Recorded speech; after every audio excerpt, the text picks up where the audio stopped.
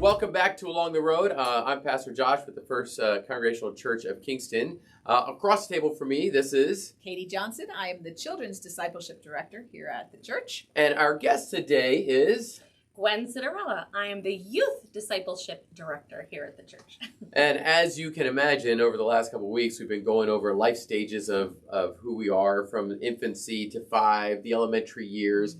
And with our Youth Discipleship Director, you'll see that we're actually entering into those junior high, high school years, adolescent, awkward, which you're wonderful, either terrified about or excited about. That's right. Be excited, be all those things. To the extremes. Exactly. And what you'll notice, and what I'd love for people to notice as they're listening, is actually we purposely made a choice on both of your titles. Instead of just being the children's ministry director or the youth director or youth pastor, we purposely wrote the word in there, discipleship. Actually, you guys came up with that. That wasn't my idea. We collaborated. You collaborated as we were processing the question that we actually touched on a little bit last week. We touched on the question, what is a disciple? What is a fully mature? What does this look like? Who are we? We had, I'd say we had a breathing space during COVID to walk through some of this stuff and to kind of reset. And you guys came back and said, if we really are making disciples, then our title should include that. Right, because we're not ministering to children. You're discipling. We're discipling them. You're discipling them. And so what we're doing now, as we've been talking about this, Gwen, is that we've been talking about each of these stages. We've been talking about a little bit of where they are, but also as parents or caregivers, parent or sometimes it's grandparents. Some type of grandparents. So we'll talk about grandparents, parents, babysitters, not as much at the junior high, high school age, maybe not as many babysitters, but people that interact with those age groups. Also general people in the church. Yeah. You know, because we have this philosophy here at church that we're working on is this intergenerational connections. And so what can we do and how do we interact with them when our worlds not only are but seem so different? The way I grew up compared to the way they're growing up. And the way they're growing up compared to the way their kids are going to grow up is going to be very different too, but they just don't know that yet. And their world's even different from how it was 5 or 6 years ago. You know, things are changing so fast. Tremendously different. So we've been talking about a little bit about that conversation, about discipleship. We talked to what Katie was doing with Awana in following Scripture and letting that really be who they are. One of the key things we've been talking about is how much children observe and soak in more than just are taught. Right. And so, believe it or not, the people with the most influence usually are those main caregivers, which typically are the parents. And so we talked about how kids pick up, parents go to church on Sundays, but that's all they ever do about it, you know. And elementary school kids sees the difference. Katie used the word hypocrisy, which I think now at your age group, those kids begin to understand the word hypocrisy. Right. They see things when they don't line up exactly right. Yeah, even in my own household, you know, those questions come up because we're all in process. We're all learning. We're all learning this process. So with that thought in mind, what would be a good thing for parents to think about? Like, I'm making a disciple. Hopefully, if I've had a chance, and I've been working on this here, but we're entering a different stage of life. It's definitely different than those elementary years. Yeah. You know, so how do I still model and be that disciple to them? Good question, and a huge question, right? I think one thing to keep in mind is that our roles as parents, or the way we interact, our relationship with our kids, needs some adjustment along the way. You know, when they're younger, we're doing everything for them and guiding them very not strictly, but, you know, concretely, concretely, practically. You can intervene a lot more on their behalf and things like that. So as they reach these, I even have some preteens, you know, in 6th grade. As they start to reach those years, you think about guiding them, processing things with them. Still plenty of limits to be set.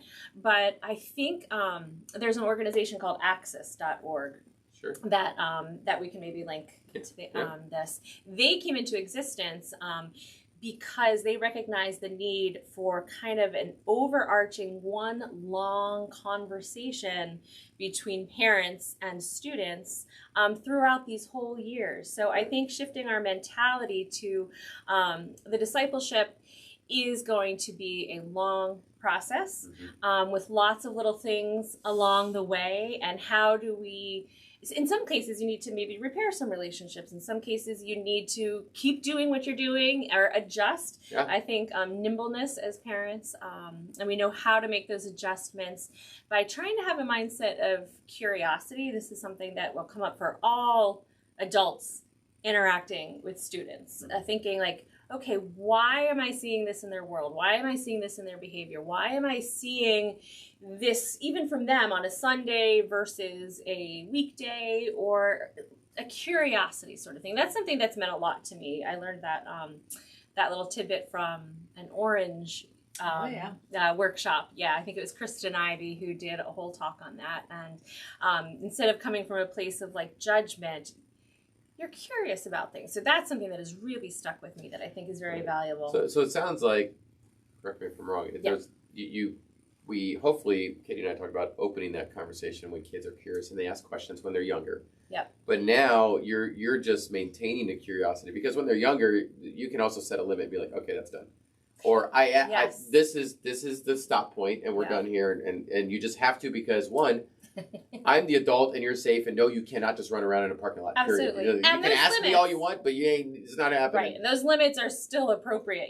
So we still have to. The limits change, but there is this lengthening of the leash, to say. Yeah. But also, it sounds like you're saying there's also a flexibility of my mind that needs to happen. Yeah.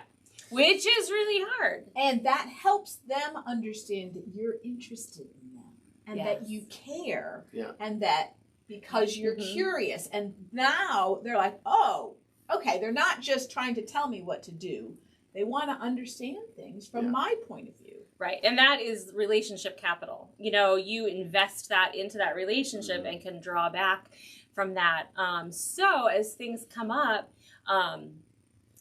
you feel more comfortable, even bringing in, this is something I wanted to mention, even bringing in the spiritual lens to what's going on in real life. That's something that is often kind of a new practice for families. And that's something that takes intentionality. It takes some courage for parents to even say, gosh, how do I even start talking spiritual or talking about God in the everyday sort of thing? Because as parents, it can be hard for a ton of different reasons. Right. And we talked about that in the last episode a little bit in terms of the dinner table. Yeah. How did you see God at work today? Yeah. Right. So you come kind of very prepared simple, with, but it's curious. It's curious for sure, and it's a reminder that that we don't want to separate God, like you were saying at the very beginning. It's a good reminder for parents. It's an accountability that kind of goes both ways, I think. Yeah, I think what Katie was saying, what you guys are saying, kind of comes together. If we've had the chance to be able to do this in the younger years.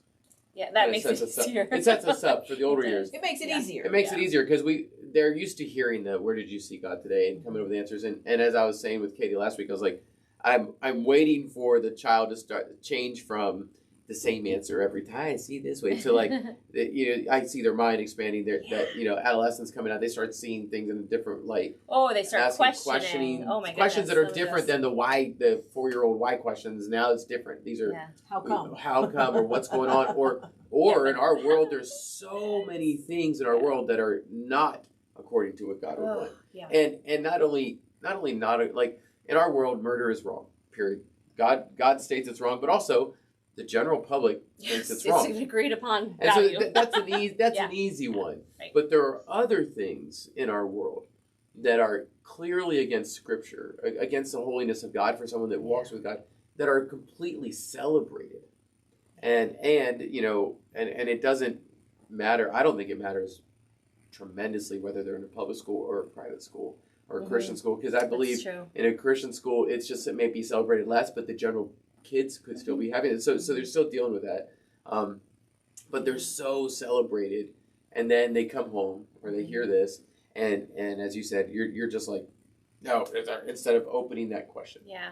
Why do they celebrate this? What do they look at? What do they say? And then what does Scripture say? And then what does Scripture say? Yes. And I think as parents, it takes courage. For one thing, I have found myself as a parent sometimes reacting in fear that they're going to take hold of this idea, they're going to go with it, I'm not going to have a voice, it's like culture's going to win here. And so sometimes I may react out of fear. And also it takes courage in knowing that you're not doing that sort of thing alone, and that there are resources out there to help you, because making this shift and learning how to deal with those sorts of questions and having a helpful, productive response, I think, you can see it as a skill set that it's okay to be intentional. You get to that point, you're like, I don't quite have these skills in place yet, but what can I do to get them? So it doesn't need to be based in fear. It doesn't need to feel overwhelming, at least for too long. That's where the benefit of community, of doing this together in a church, right? Comes in.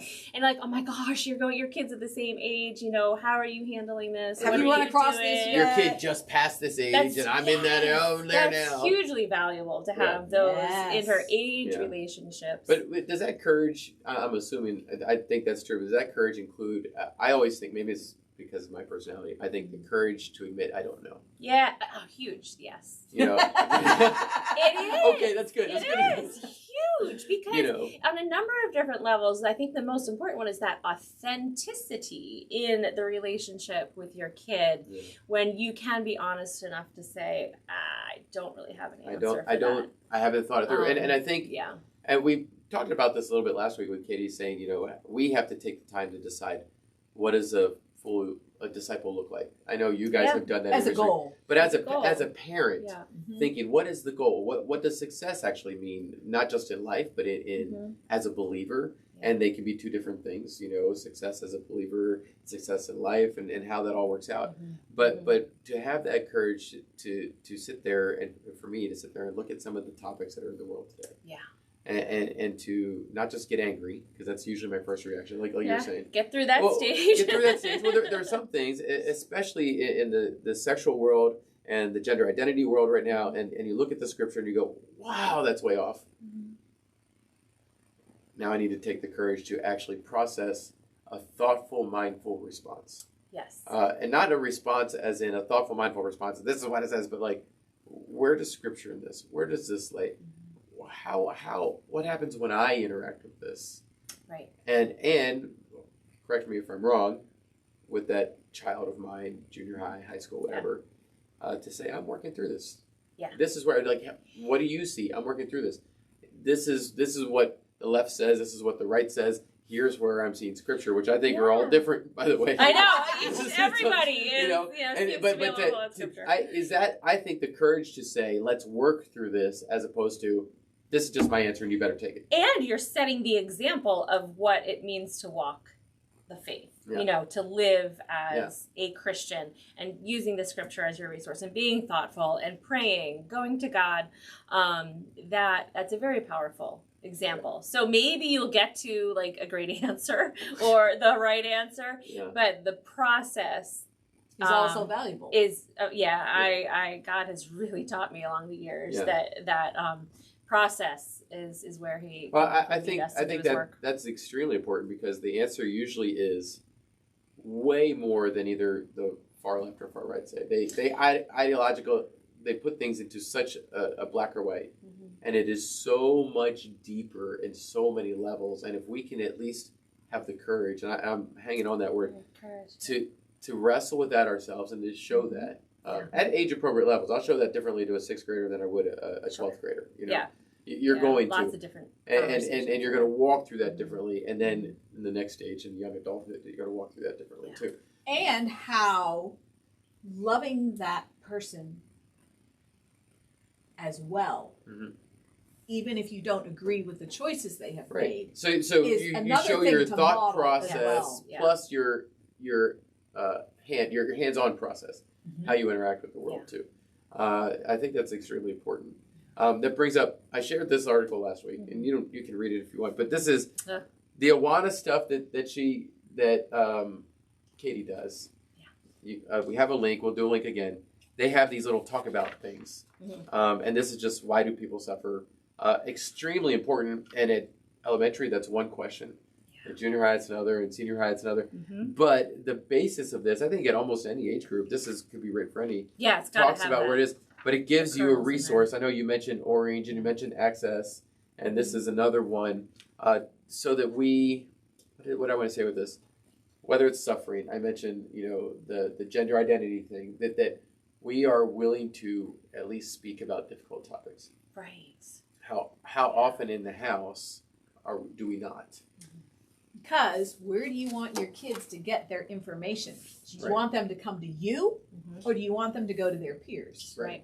And if you are willing to answer the questions and actual dialogue, then they'll be more willing to come to you. And that dialogue is possible when the parent is and the child have worked on that relationship to that point. And this isn't as big, like the whole relationship thing. I know parents and children, we can go through phases. We can have, different personalities in our family where we're relating better with one or another. All different love languages. All of that said. Yeah, different love languages, different apology languages, and all of that. But going back to the idea of the curiosity and also empathy is a really big thing that's talked about a lot in youth ministry, in the youth ministry world, having that empathy. So, doing whatever we as parents have to do that, so that when we do have these conversations, we're able to better model, we're able to keep our kids talking to us, because we all have experience with teenagers here, and what does it take for the kid to walk out of the room and you just think, is that the end of the conversation? And that can happen, and you can still pick up the conversation. That's a different skill set. And to realize it's not one and done.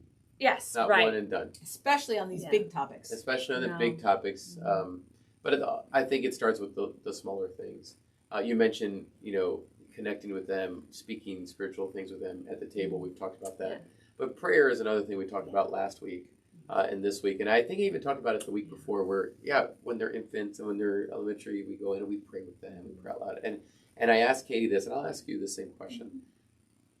On a guess, I know you haven't surveyed people, and how many students who come from believing families, not at the dinner table, actually hear parents praying out loud with them about their day, or just praying out loud with them? Out loud, not I pray for you, but like praying out loud with them. Family prayer, in other words. Weekly, monthly, daily, whichever, whether it's one-on-one or as a family. Do you think that's a high percentage of that, or do you think it's a low percentage? I'm just guessing. It is, because my impression is, based on my experience, other things that I've observed, I would guess that unless you've never taken a break from these ages, instituting that and starting that can require a whole lot of courage. Yes. For the parents and the students, and life, when kids hit a certain age and that we're not managing every little aspect of their lives, they're spending more time away from us. You have to be more intentional to carve out that time. Maybe kids are flying off to bed really late. People are eating dinner in shifts. Like that's how baseball season always was in our house, between baseball and softball. So there are very natural opportunities for that, because it's a level of intimacy, right? When you're praying together, you have to be vulnerable, and that it's something that you can get to. It was a curious question, because growing up, my parents always did. They did. And we got crazy. As you get older, it may not have been every night. But it was, hey, if I'm going to bed later, I'm just, hey, let's pray. Nice. But they'd always, and I assumed in my ignorant, 18 self, and I assumed all Christian families were that way. I learned later it was rare, and I didn't know how that changed. And so I think what you said is, on the first hand, if we can catch this early and continue this habit. And be mindful, be aware that you might have this season in life where it's easy for that to fall away, and kind of be on the lookout for it. Right. I would say still intentional, still so you insert, don't look back. Still insert where you can. Yeah. This time of prayer, let's just pray together, and it doesn't have to be I think part of my personality has to be this big grand thing. It just could be, hey, let's pray before you go to bed. It could be this big grand. Let's just pray. Just pray about your day. I heard this. I'm gonna pray. And as I said with Katie, resisting the temptation to use your prayer as another lesson plan. Yes. For the And God. And God, Here's help what I my wanna see child to happen. stop doing it. I said, and I think this would be good at this age group too. I think I prayed a month or so. I prayed with my children, but I said, "Oh Lord, it's been a hard day." Yeah. That's how I started my prayer. Totally to just be honest and vulnerable in your prayer. That's great. And hopefully there's one model that way. Mm-hmm. I don't think they'll share everything as their brains are going all over the place and the hormones are all back and forth. But I think that consistency, at least in my heart, helps with that when they start going off on their own at the end of high school or into adulthood, whether it's college or a career or something, because that has never left them. It's just woven into and it life. becomes that connection. Like at our house, we do that, and we pray and we sing. We sing the doxology at night. Oh, that's nice. So we always have the doxology right before bed or something like that. And sometimes I miss it. Where was the doxology? And I know that'll shift a little bit as they continue to get older and really hit these stages. But I think because it's become such a thing, it'll be that part of comfort where we come to nighttime. And sometimes I come back around and go, this isn't, yes, we sing this, but I sing it from heart. I really do believe all blessings from God. And I'll remind myself of that, and I remind them of that. It's not, this doesn't make us holier, this doesn't make us anything else, but I do this out of this calm down habit at night to rest my heart on God and say, this is where it is. As opposed, some people are morning people, so they might do it. I'm not, so you're not going to find me, I've heard the stories of like, they knew Dad prayed for them because he had a candle lit and he at 5 a.m. and he lit one for each child. I'm like, I always wished that I would become that. But doesn't that teach him that it's fits you where you are? Yeah. Oh, for sure. And to not think about it as, oh my gosh, this is a big chunk of our day. Like you're saying, it really, it can still be heartfelt. It doesn't have to take a long time. And it's just a great reminder of God's not just there on Sundays and Fridays we have youth group and he's there each day bringing bedrock. So I'm going to take a little bit of a shift here. So what would you say to the general public in the church, which we've been talking, a lot of parents probably resonate with this, but like the general public, grandparents, nieces, aunts, uncles, and just anybody else who comes in contact in different ways. Like in our church, people come in contact with youth in different ways, or they'll do a project to do this. What would you say are 3 things that would be good for them to understand about this era, this time period, the youth now, that this is not the way you grew up. It's not the way I grew up. It's not. And so what would help them the most? Here are 3 things that would help them the most when they interact with that youth group kid. That's the best way I can put it. Yeah. That and my only one is you don't get what they're going through. Yeah, you don't get what they're going through. Yeah, and it's very hard to fully understand what they're going through. So I think what you're describing is, I was thinking of mindset, right? We are all called to have a discipleship mindset, the Great Commission. And one thing that I've only recently kind of become more conscious of or aware of in what I'm doing is that it's not just about the kids in front of us. Like we want to disciple them so that they will disciple others. Like which is, obviously that's true. That's what it's all about. That's the goal, right? But you can get so focused on, the kids that you have in front of you. But even to step back and realize that you have a role in a bigger picture that's extremely important for the folks in front of you, but also for God and his kingdom. And starting to, it's kind of like an identity thing that I think a lot of people have to figure out how to try on and get a little comfortable with. So to shift that instead of, who knows, maybe, I used to work with the youth, or all of my kids are grown, or things like that. We all have the capacity and have valuable things to offer the students. So I think the mindset, understanding, just like with parents, that it's going to take some courage, like going to God for that. My gosh, I don't think I ever would have been in this position, and I certainly wouldn't still be here if God was not the source of courage for me and this. I came into this pretty terrified of youth, which I've said before. You've probably heard me say that before.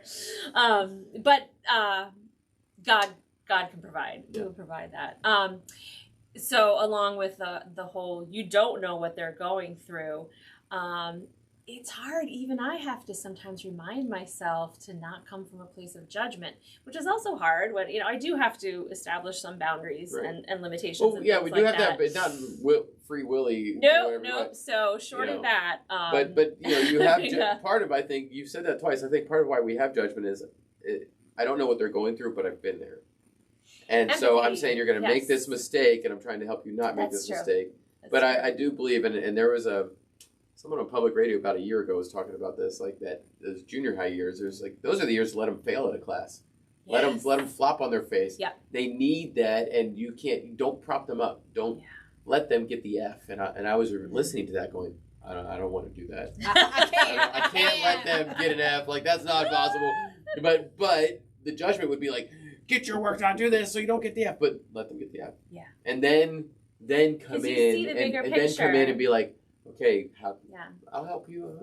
And you see that you have like a long view, right? Yeah. The long view where, okay, this is going to happen for now, but this scenario is not going to play out for it. We hope, that's another story. That's another story.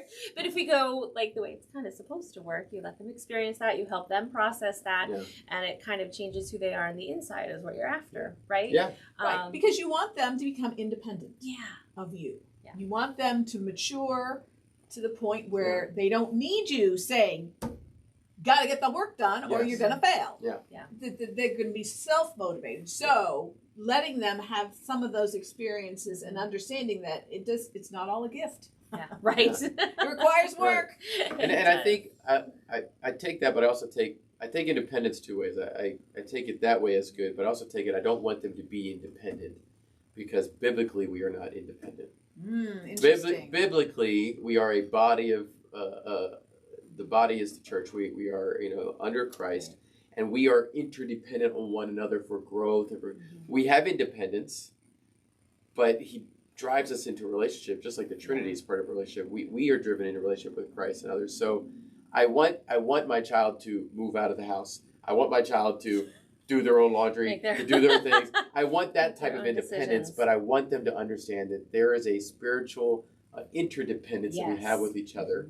And the church is part of that. And hopefully, I'm part of that in their life. If not, but hopefully there are other people in their life that they are connected with. They're not, I don't believe in independent Christian believers. Right, and that is countercultural right now. Yes. Right? That is a big counterpoint to what culture, I think, is modeling for us. And interestingly, research is now showing that children who are resilient disciples, who stay in the church after high school, have other adults in their life other than their parents, who know them, know what motivates them, and care about them, and they know that, and that is one of the really big pieces of the puzzle of keeping kids in the church. And if we want to get to the stage where the discipleship of the students gets to even like the teaching part of it, you have to have those sorts of relationships. Yes, the kid is not going to listen to what you're saying if they don't know that you care about them. And so it's really a multi-stage sort of thing, because the discipling at some point really does need to involve teaching, imparting information. Well, opening God's word. And some of it's, I think we used the word the other day, some of it's like organic. The question is, they ask you a question, well, you know what? I thought about that. But also, I looked at God's word, and so you're discipling. The minute you say, "I opened God's word," and I was looking at this whole passage, is what it said. I wasn't like just pulling up a what I call popcorn scriptures. Like I was reading a passage, and I was going through this in context. In context, this is what it means, and I think everybody has value to input in the church. Has value to input there. I remember when I was in youth ministry, we had some of the youth volunteer leaders that were like the cool people, but we had grandparents as volunteer leaders. We had parents, and we had the whole gamut, and they understood at every generation that they imparted value, and they reached different kids in different ways. That's key too. It was very different important. Kids need different sorts Absolutely, of. it's very important. So people. I think it's an encouragement, whether to you or to the people listening. You can have a discipleship part within the youth, whether as an official volunteer, and I'm sure if you're in our church, Gwen will let you come check it out. Please. Yeah. Please. Or in your church, wherever you are, go check it out. And it might be, hey, it's not for me. It might be I can help here. It's just also might be that you know somebody's kids and you say to them, hey, I hear you have a game coming up. I'm going to pray for you. And then the next week you pray for them. Yeah. And it's a tiny little thing. Yeah. But that creates that relationship of there's a connection. That's right. And then follow it up with. Yeah. Yes. How did it go? That's right. Well, that very topic is what prompted me to bring this, because there are some practical bits of information that you can pick up, the skills. Okay. So really. what is this? So this is just a little guidebook from the Orange Ministry. It's called It's Personal, and the subtitle is 5 Questions You Should Answer to Give Every Kid Hope. Okay. And so it really breaks down how you can let the student feel known, so it goes like, what is my name? Do you know my name? Is one. Well, the first chapter is stop being so shallow. So it challenges us to, go a little deeper. It's going to be shallow to start off with, but do you know my name? I think of that quickly because every senior in high school, everyone's like, where are you going to college? Where are you doing this? Like, it's like the same 5 questions that they have to answer. And because as adults, sometimes they're uncertain how to communicate because they haven't practiced this throughout time, that they just jump to those questions. And the poor young person, almost adult, is sitting there going, they don't care about anything else except where I'm going to college. And some of them are going, I'm not even going to college now. I feel embarrassed. I want to be an electrician. And I'm going to get my trade school, and I'm going to get my certificate and go. And I haven't even invested to see, what are you doing? What do you hope out of that? Why? Do you even want to? Maybe you don't want to, Right. We could ask, we could vary our questions to show I care about where you are. Exactly. Yeah. And if we go into it with a mindset of this role that we could play in their lives, those are great questions to start with. But I think a lot of us, myself included, let me tell you, I was convinced before I got involved in youth ministry that I was not gifted with talking to people, reaching out to people after the services. Yeah. I was like, God, I do other things, but clearly you didn't call me to that. Well, I learned that was wrong. That was I had to get there. Absolutely. But it was part of it was taking on this role and seeing myself a certain way. So if you go into like that season of the year where we're recognizing graduates or seeing the kids with, I wonder what God could do with this relationship. Like, I don't know where it'll go, but I'm willing to see. And so you can start out with some of those questions, but then next week you seek them out and follow up with that, because you see the potential there for, you really care about them. And you follow up. It's not hard to do. And maybe you don't reach out to all 25 youth. You just one or two that you know. Right. So we're gonna pause there.